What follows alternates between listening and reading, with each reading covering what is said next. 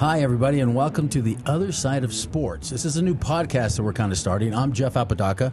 We're joined today with Mike Powers, over 30 years of sports broadcast history in New Mexico, covering following sports. It, yeah, absolutely. And then we have Tracy Goldeisen, Yes. who's the editor of the Rio Rancho Observer. Yeah. And we kind of met through some friends, and we thought it'd be interesting to do kind of a podcast. We titled it The Other Side of Sports because really this show, we hope, is going to be the other type of another type of conversation besides just scores and how the players did. And the action, and really kind of bring a perspective and stuff like that. So, Mike, obviously everybody knows you, and they're probably sitting there going, "What is Apodaca doing on this podcast, doing sports now?" So, tell us a little bit about you, and welcome to the show, and hopefully we'll have fun. Yeah, I'm really looking forward to it. I'm excited about being with everybody that's involved in this. I think what you alluded to is most people, if they know me at all, they recognize me from 26 years at KRQE TV. I've covered news and sports there. And, of course, well, not of course, but I was play-by-play voice for the Lobos for a decade, basketball and football, which was a blast. And you guys might get bored, but I probably have some old stories about Rocky or any of, Dave Bliss or whoever. Well, that's part of the show. Yeah. Is like bring up stuff that most people don't talk about. Yeah, so I'll share some of that stuff and hopefully get up to now times, right? What's going on The here? question I have is, Tracy, you're the editor of the Rio Rancho Observer. How in the hell did you get roped into this? No kidding. That's a good By the question. way, after spending some time with her, I'm kind of glad you are, by the way.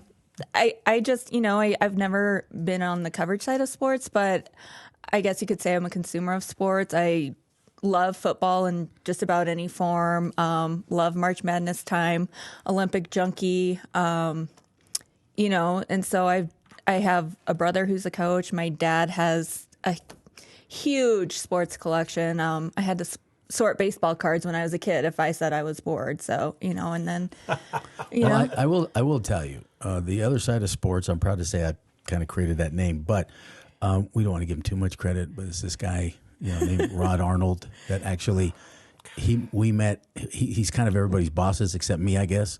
And so who knows? I guess after this podcast, he might be my boss. Who knows?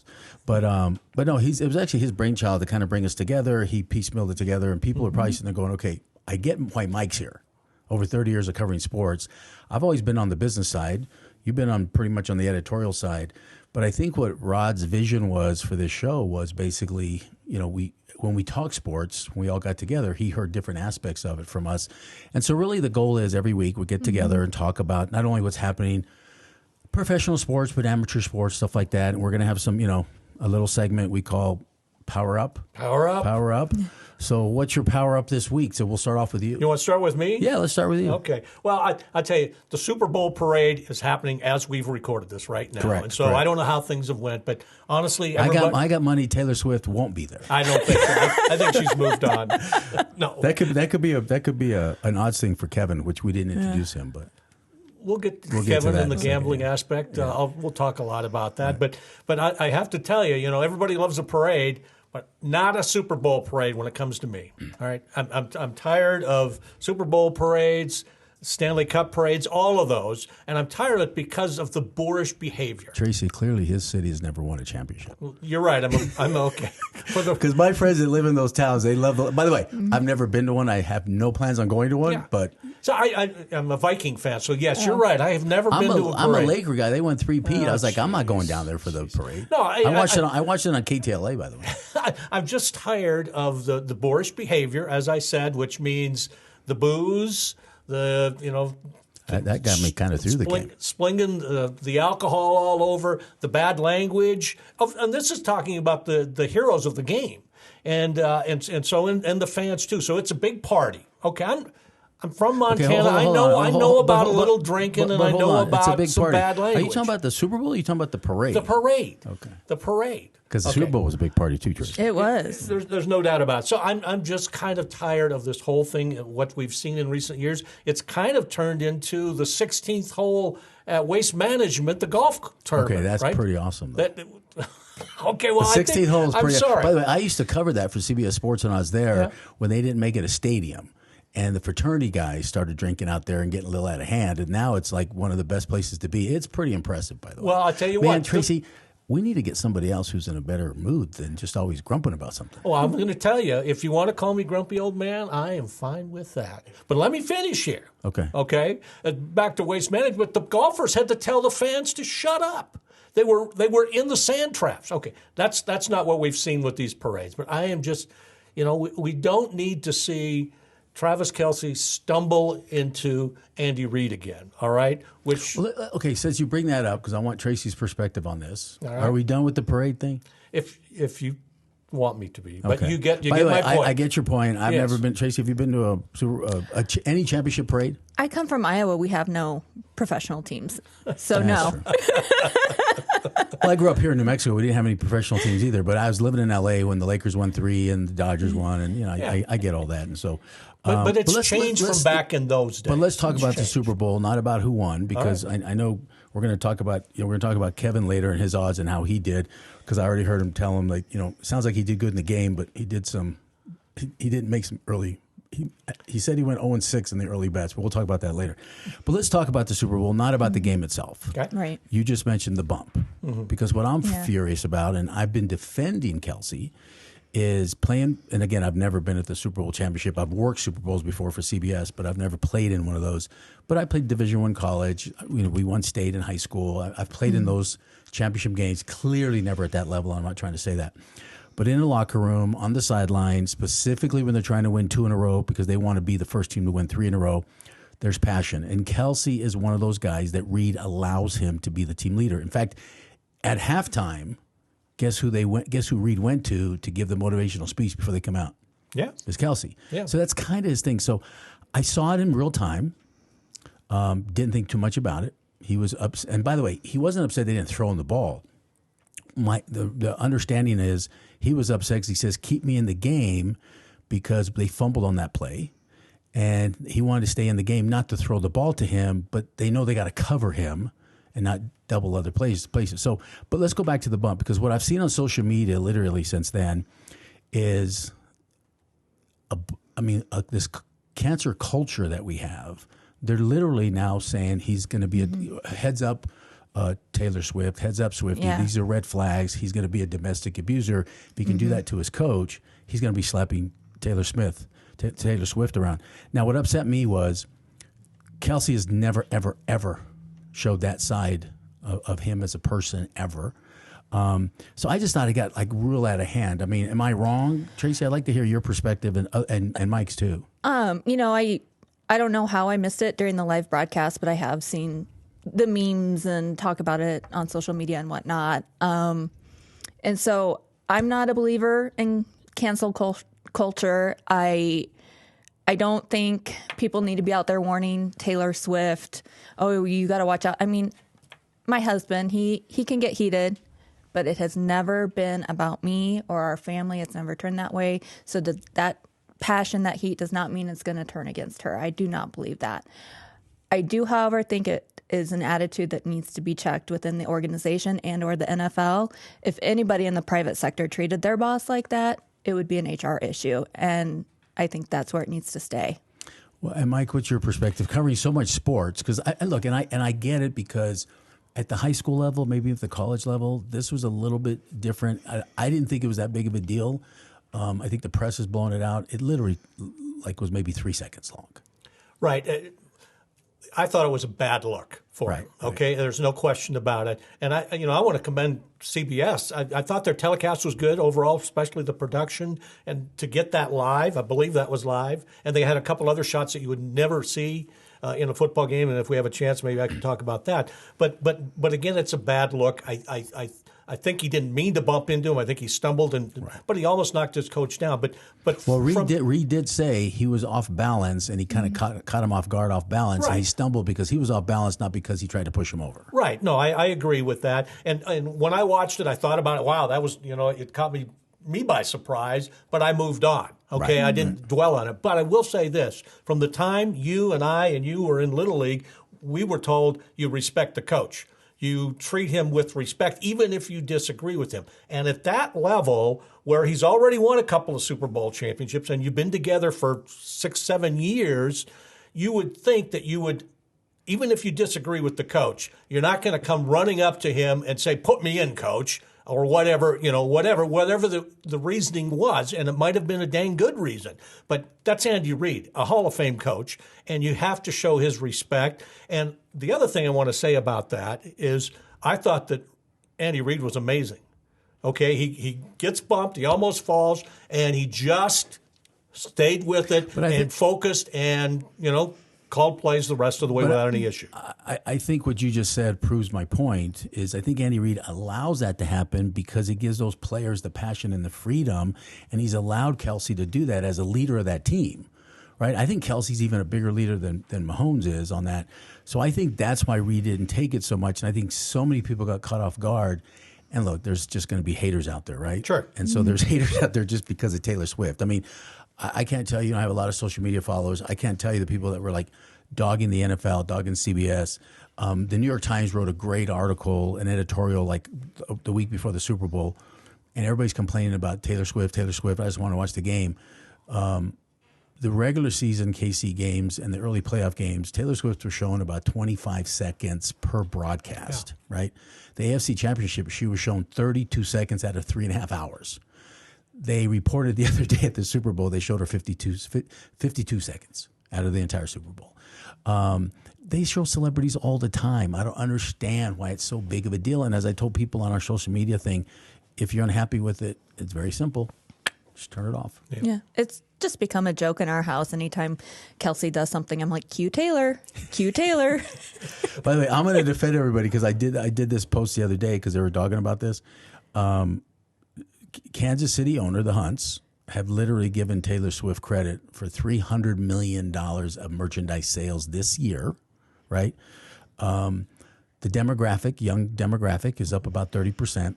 Young girl demographic is up almost 85, 100%, right? Because they just don't watch that. And then I worked 10 years at CBS Sports. And so that's, so I kind of called some of my friends that are still there.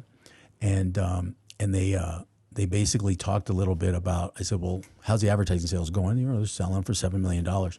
About 25% of the advertisers were geared towards young demographics, young girls. They literally had 5 advertisers come in the 9th hour to pay $7 million or a little bit above to basically, sell out that show. So my point was Taylor Swift and Kelsey, it's brought a lot of notoriety. I was at a Super Bowl party. I have a picture of the halftime show. There's 17 people in the room. 14 were teenage girls watching Taylor Swift and watching the halftime show. Right, I'd never seen that before at any Super Bowl. So, and Travis Kelce has apologized for that situation, bumping into Coach Reid. He was on his brother's podcast, which is a great listen for sure. Apologized for it. They've kind of handled that internally. He's been upfront about that, but he did make some points. Both of them did about what you said about being the passion of a football game. I didn't even know they did a podcast together. And Mike showed us right before the show, right? So I was like, oh, okay. And he did make a comment. He goes, and they both are saying, even his brother Jason's calling him out, right? Like you crossed the line. He even said he crossed the line. But then they had that passion and love with each other. And sometimes you treat your friends and your family the worst, right? Yeah. Out of everything else. So, I try not to be too judgmental, but you're right. I think that. On a sad note, while we're sitting here actually doing the podcast, I think we all got the notes. We're talking about your parade, and you don't like parades. Yeah, not the Super Bowl parades, just Christmas parades and all of that. Fine, right? But championship parades. But it looks like in Kansas City, it's going on as we're taping the show right now. And this reports are that there's been shootings at the parade and multiple victims. We don't know. Again, we're taping this, and we don't know by the time it airs. Who's. But it says multiple victims. Well, tragic. It is, but when you get so many people put together and you get the alcohol, and again, we don't want to speculate as to what started it. Right. But it's sad. You hate to see it, and we'll hope for the best on that one. Yeah, let's say a little prayer, and hopefully, and by the time the show airs, I'm sure we'll find more details. Yeah. But speaking of that, let's keep going. Speaking of that, we want to talk about amateur sports also, right? And a lot of my friends, that are ex-athletes, what's driving right now you're seeing at the college level, you're seeing the consolidation of conferences and stuff like that. But let's be very frank: TV money for football and some basketball, and then NIL is driving it's driving the conference thing, at least in my perspective. It's driving the conference thing. So I want to dig in a little bit because we've talked off air a little bit about amateur sports, college football, stuff like that. And just want to hear your guys' perspectives. I played college sports. I played with people that literally on scholarship, we can't work. So like literally had no money to go do outside campus stuff. And so I saw the good and the bad. I used to tell, and I worked at CBS Sports, dealt with the NCAA for 10 years. I used to tell the top guys at the NCAA, you're making college kids criminals because of the restrictions they put on these kids. And Mike, you've covered Lobo sports. You've covered Lobo basketball and football. I've said this. The NIL collective here is 505 Sports Ventures. Kurt Roth, alumni, come back to do it on his own. He's put up half the money so far himself, and he's collected others from business communities. I'm telling you right now, the success Lobo basketball is having right now is because of NIL. They've been able to bring in some really, really great players. But I want both your guys' perspectives on NIL and amateur sports and how you think it's affecting. And Tracy, I'll go with you first. I think it's a mixed bag. Honestly, I think, there's cases where it can help keep college players around longer. They have the potential to make more money playing at the college level than they do in the professional level. Some examples, Caitlin Clark, Angel Reese, from the women's championship game last year, making $1 million+ in NIL deals, but right? Even I'm not going to say how much money, but even you look at House and Mashburn, even Dent, who's only a sophomore, maybe Dent. Those three players probably aren't going to make the NBA level. Right. But they definitely be playing in Europe right now. They're definitely playing in the G League, and they're actually staying here for NIL money, getting their college degree, spending more time in college. So I agree with you there. Yeah. The downside, as I see it, though, is it's going to separate those haves and have-nots of college sports even more because the huge programs like, you talk football, Alabama, Georgia, Ohio State, it's just going to put them up here where, the programs, obviously here we have the University of New Mexico State. Where does that leave them? Well, I want to come back to that because I want to talk about the portal also. But Mike, what's your perspective on NIL? Well, I think NIL, and I'll just use that term very loosely. I think it's long overdue. All right. My concern there's several concerns, including what Tracy just talked about here, but I think somewhere somebody has got to put guardrails on this. Because it just is there are no rules. I mean, literally, and you're right in the middle of it. Yeah. All right, I think there's got to be rules, otherwise, and I think you used the word crazy a minute ago, and it's kind of driving me crazy because you can't keep track of what's going on. Now, that's not to say that I'm as a fan, it's important that I understand you as a fan or you as a reporter may not keep track of it because it's not public record. Yes. But trust me, the university and the people that are involved, they're keeping very good track of it. But what's happened, and you can back me up or not, is that these athletes are constantly looking for the better deal. Okay, so they are in effect, without technically being employees, they are employees of whichever university offers the most money. Now, so somebody, whether it's the NCAA or whether it's the courts, I don't know who, has got to come up with rules to keep that, okay, this is how it works. Now, the other thing, and I don't know whether this is going to impact things. And I can't remember whether it was Dartmouth or Cornell. They were just athletes at those schools were granted employee status. It's the Ivy Leagues. Yeah. Okay. So I think it was Penn and Columbia. Is that what it was? I can't remember Penn, what it Columbia, was. And Yale. It's the Ivy League conference that are trying to unionize where the players are considered employees and then everybody gets a salary. Right. So that was the a recent ruling. And so, okay, how does that impact? And I want to add one more thing. You talked about they're getting paid while they're getting their education. Are they bouncing around? Not everybody. Okay, the elite athletes and some of the middle tier athletes, they're going from one school to the next, excuse me on that bump, maybe 3 or 4 different schools. Are they getting degrees? Are they getting educated? So most of them are. What degree that is. So let me clarify something in case our listeners don't know what NIL is. NIL was created, I'll summarize it very quickly, it was created, Ed O'Bannon from UCLA. They won the national championship. He got drafted by the pros. Everybody thought he was going to have a long career. He lasted 3 years, cleared maybe $1.2 million. But EA Sports and UCLA and the NCAA made $4 billion off his likeness and other UCLA players and other college players that they finally sued, and they won in the Supreme Court. And it was a class action lawsuit, and EA Sports lost like $400 million lawsuit. But they had to go back and pay all the players. The average player got paid $1,500, okay? And O'Bannon got like 12 grand because he did. So my point is like, so now that the players can get paid and get paid off their images, so I respect that. Mike, I agree with you on a perspective. Here's the positive I see about it. Is first of all, these, like Tracy, as you said, these kids are staying in school. But let's put it in perspective, and the portal can change a little bit too, but let's be very frank. Yes, I think some of the kids are jumping around. In the old system, you couldn't transfer. And if you did, you had one transfer and you had to sit out a year. Which I went through that. From SMU to here, I went through that. But now the NCAA is giving you one free transfer, and then without having to sit out. Then you can transfer again if you want, but you do have to sit out. Or if you're a fourth-year senior and you have graduated. So now you see a bunch of these grad assistants, right? Or graduate players. So, yes, you can bounce around maybe 2 times. So it's not like freely you can bounce every year. So let me clarify that. Another thing that the coaches need to and the NCAA needs to do, what people don't understand, at least with football. I'm not going to go into basketball. I don't really know the numbers on basketball. But just so you'll know, every kid that jumps into the portal, a third go to a different Division I school. Another third literally goes down because they don't get picked up. And the other thirds never get picked up. That means a third of those kids are losing their scholarships and probably not finishing school. So I think I agree with you guys. There has to be a little bit more educational system of you jump in that portal, it's not guaranteed that you're going to get picked up.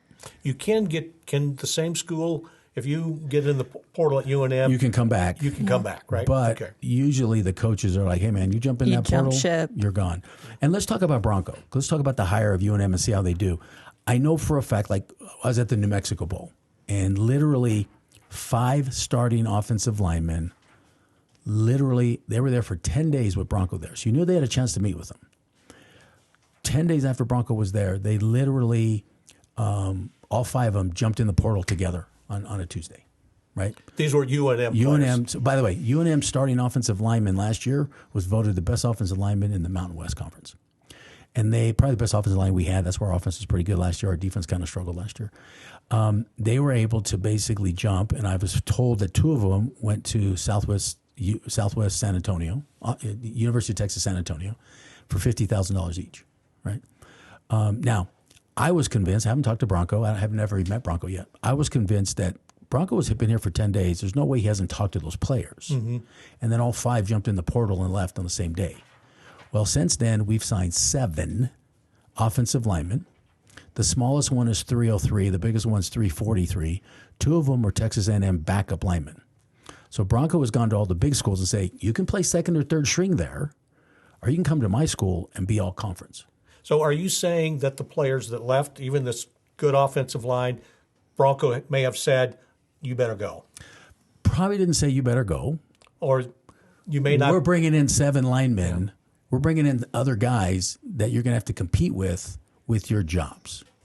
And those guys probably felt like they're bringing in better players than us. So they bolted, you know. So do we think NIL is going to trickle down into the high school levels? I sincerely hope not. There's been states now. I believe NMAA here in New Mexico have basically said you can't do that. In fact, there was a car dealership in Santa Fe that had Santa Fe high school football players on their commercial, and they were giving money to Santa Fe High, and they shut that off very quickly. I don't know. I wouldn't be surprised if it heads that way someday, but it might. I mean, I just think high school sports activities in general shouldn't be about money in any way, shape, or form. It should be about the opportunity for kids to be active and social, stay out of trouble, and learn some life lessons along the way. I don't think it should be a business at all for high school sports. It's part of the high school experience. Right. I mean, high school sports, high school as a student is complicated enough as it is. You got athletics, you got this and that, you got a girlfriend, boyfriend, whatever. Just kind of get through it. Do you really need I mean, probably they would love to have that money and the opportunity, but I just think it complicates life. I don't, there are no rules. Maybe if somebody came back here and said, okay, this is how it would work. Okay, fine, but I don't envision a system like that coming in and not being a disaster. Well, as we wrap up NIL, because I know we want to talk about Caitlin in a second, but as we wrap up about the NIL, let me just put this in perspective. Before Patino got here, and before NIL got here, the last 2 years before Patino, the University of Minnesota basketball team made about $20 million. This year, they're on track with that team and the sellouts and the TV contracts, and with the donations coming in. That team is about to make $84 million. I'm estimating between $80 to $84 million, probably netting about $60 million more than before Patino and NIL started. And the players are probably making a little bit around $1 million. Now, the university's not paying them. That's the private sector giving them sponsorships, giving them stuff like that. So my point is, University of New Mexico, just here at home, is going to probably net between $50 and $60 million more this year than they have in the last 3 or 4 years, all because of that basketball team. So God bless those players that are making some of that money, because that's still only about 2% of the overall revenue, and it's still their labor, right, that's driving that. So I believe in that. But Tracy, let's get into, because it trickles down into women's sports also, right. And we know we're going to talk a little bit about Caitlin Clark and how it's affecting them on the women's side, and then talk about Title IX. Yeah, well, I mean, Caitlin Clark, obviously, she's phenomenal. We're recording this Thursday, the Iowa Hawkeyes, my school, they're hosting Michigan, the women's team is, and she's 8 points away currently from breaking the record, so she's expected to break it tomorrow night. The Hawkeye women have been selling out and setting attendance records at arenas, even on the road. The tickets, I just saw on social media, the tickets for Thursday's game are averaging $500 on secondary sites because Carver Hawkeye has been sold out. They usually retail like $25, right? Well, and then here's the thing. There's 2 courtside seats on StubHub that are going for over $10,000. Wow. And the ratings... Wait. I thought this was amateur sports. The money's not going to them. It's going to the university. That's my point. They're going to see her. She's not making any money, and the university... She's the new I get now, thanks to NIL now. State Farm. I get it mixed up. Anyway, but, I mean, the ratings for Sunday's game at Nebraska, when they thought she might break it, was 1.7 million. I saw it's the most watched women's sports program in Fox's history. So... you guys know New Mexico sports better than I do. Is there potential for a trickle down from this Caitlin Clark effect to hit our universities here? I'm going to be the first one to admit I don't follow college basketball, women's college basketball that much until really March Madness. My understanding, and Mike, might know better than me, the women's team here is like the 5th or 6th largest in attendance, because I think they get like 2,000 or 3,000 people per game, right?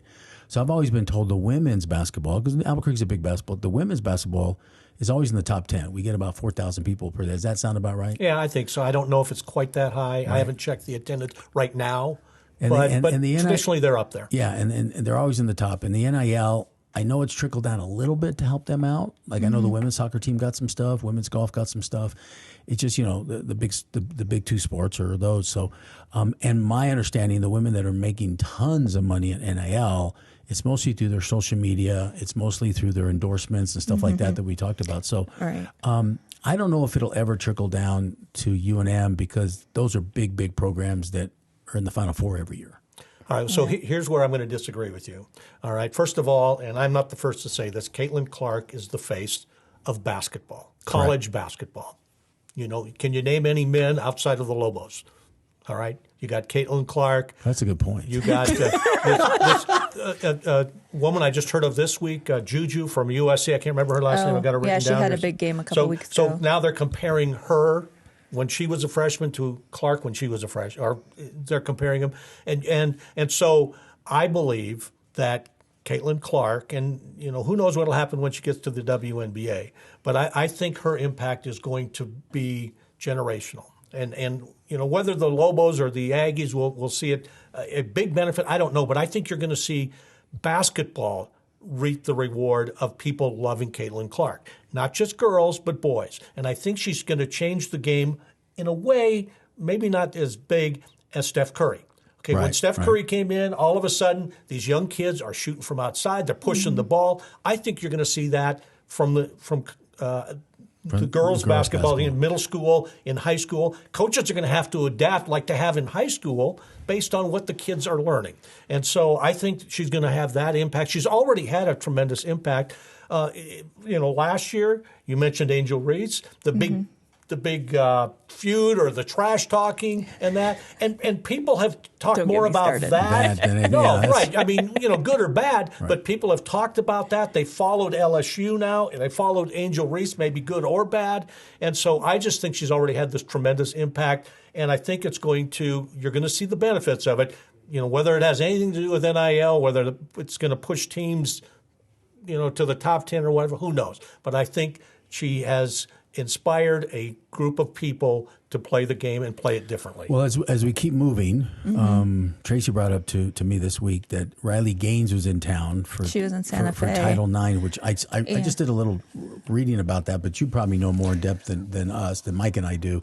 What was she in town for? So her and some other ambassadors were up in Santa Fe for this House Bill 205 called the Women's Bill of Rights. It looks like would potentially, obviously not going to go through this year, define terms boy, girl, male, female, woman, man. And Riley Gaines has been on the national level Right. about transgender athletes, Right. I mean, that's really what it's about. Yeah, and it would designate, I believe, like different locker rooms, bathrooms, even prisons and whatnot for women.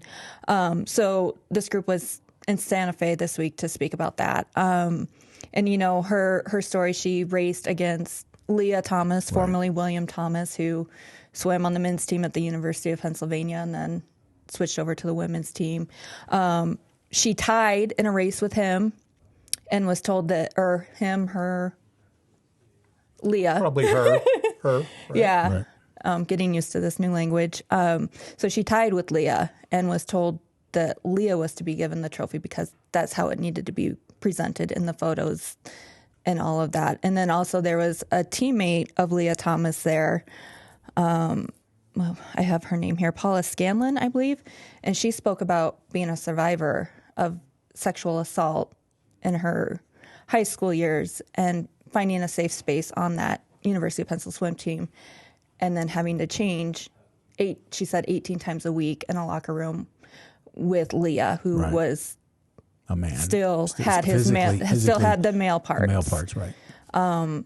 So, I mean, have you seen any of this transgender? Well, let me tell you, because when I saw her come in and you brought that up to me, I have twin boys that are 15, both very into athletics. One's playing varsity sports right now as a ninth grader.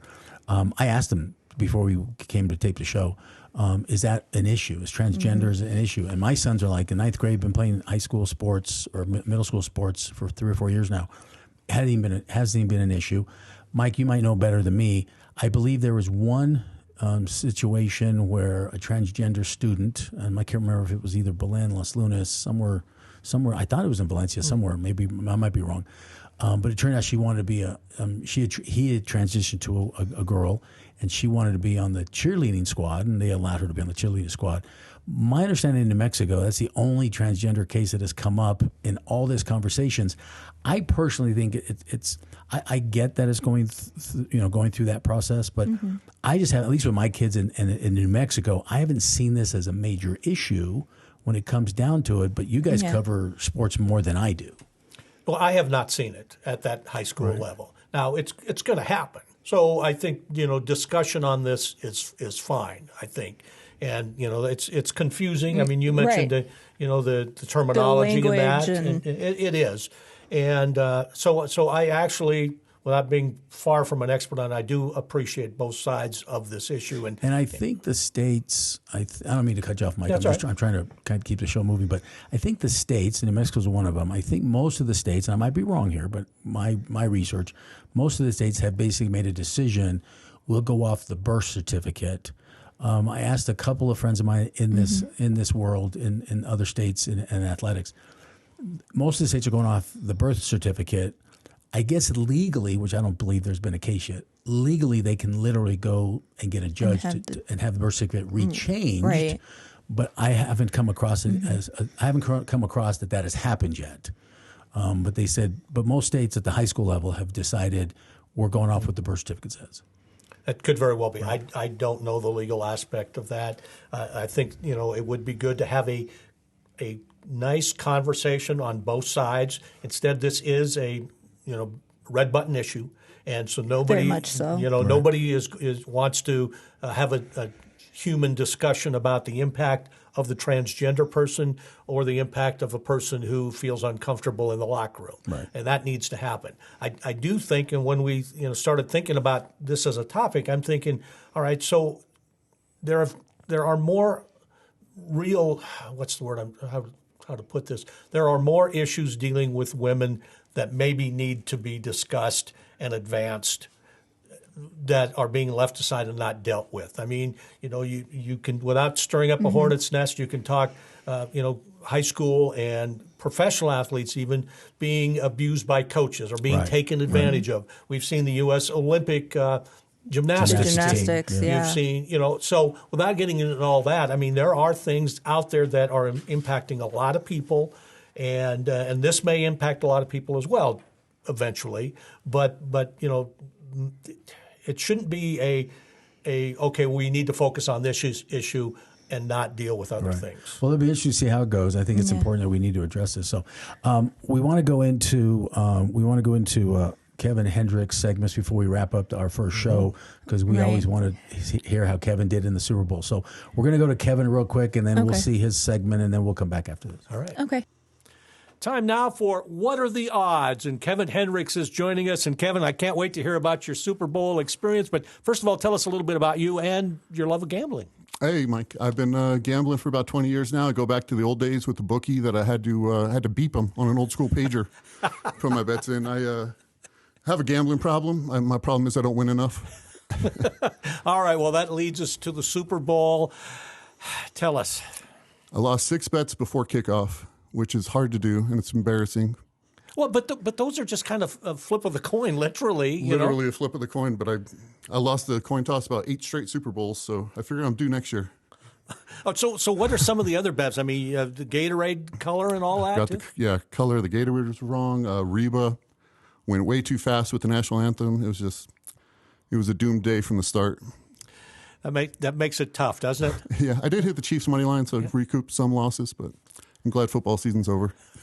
All right, so what's up now? I mean, just because football season's over, of course you have the XFL or whatever they're calling it now, but your gambling doesn't end. Not at all. It never ends. So we got our beloved UNM Lobos playing in San Diego State Friday night. The odds aren't out yet, but I'm calling Lobos by 20. You think by 20 Beat down on the road? Yes, they're going to hand the most obnoxious fan base in the Mountain West a big old L. What do you think the point spread will be when it comes out? Lobos by 3-ish, something like that. That's my prediction. And they're blowout city. Well, I think you're going to hear from our crew next week about how that one turns out. We'll see. I got a soccer pick, too. There's still football going. There's football going on in England. And Newcastle United is minus 120 on Saturday against Bournemouth, and that is a lock of the week.